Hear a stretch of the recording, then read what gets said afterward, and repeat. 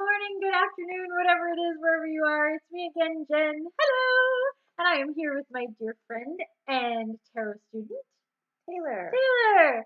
And she is actually kind of taking the reins for the month of April with the Seasons of the Arcana tarot deck, which is a tarot deck based on a Nintendo Switch video game that I still don't remember the title of, so I'm going to let her take it away. Go ahead. Fire Emblem Three Houses. It's a lot to remember.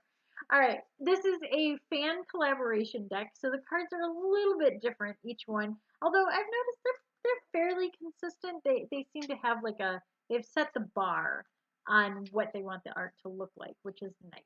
So speaking of setting the bar and looking nice with art, let's see what card we have for today.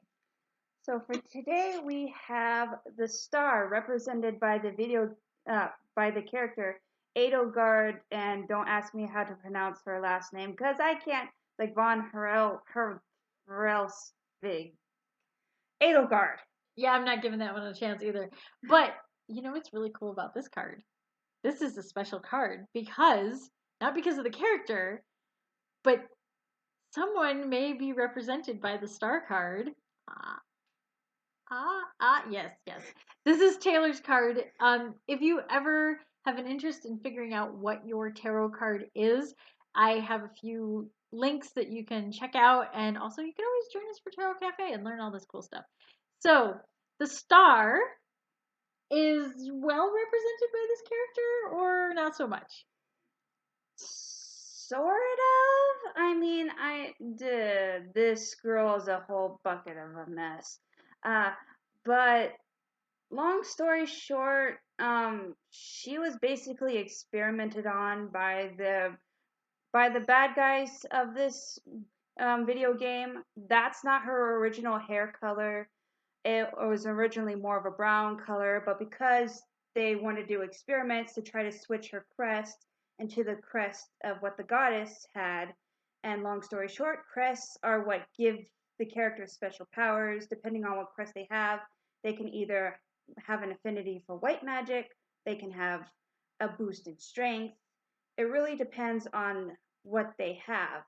And she was basically experimented on, and I assume this is after she was experimented on because of what the star represents. And the star represents. I'm Hope, pop quizzing her now. hope after a disaster, basically. Like, yeah, the disaster happened, but there's fresh hope for maybe a new start, or I'm still alive, so I can keep ticking and make my life what I want it to be. Yeah, and also, I mean, that's very much the energy of the star too, is finding yourself and finding your true energy and all of those kinds of things. I do like that she kind of is holding a star. I don't know if that's exactly what that is, but it's a bright light. I think that might be a reference to Sothis because the bad guy is called Sothis, the Fell Star.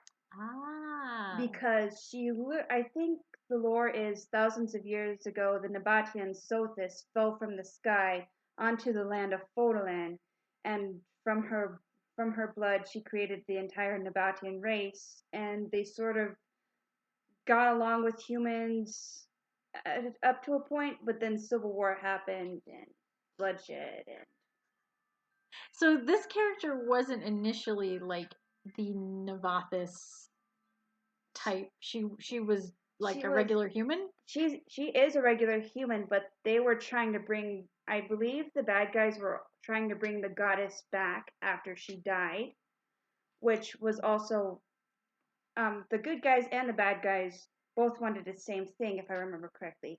The goddess Sothis back. I believe the bad guys wanted the power back, and the good guys, which is led by Archbishop Rhea, wanted Sothis herself back because Sothis is Archbishop Rhea's mother. So giant spoilers again, which Yeah. are happening a lot in this. So if you haven't played the game or you don't know anything about the game, play the game first because we are Yeah. giant spoilering it. So Sorry. I'm super glad that we got Taylor's card in this process of reading these cards because it's always fun to find your card. So we'll hope that mine comes up at some point too.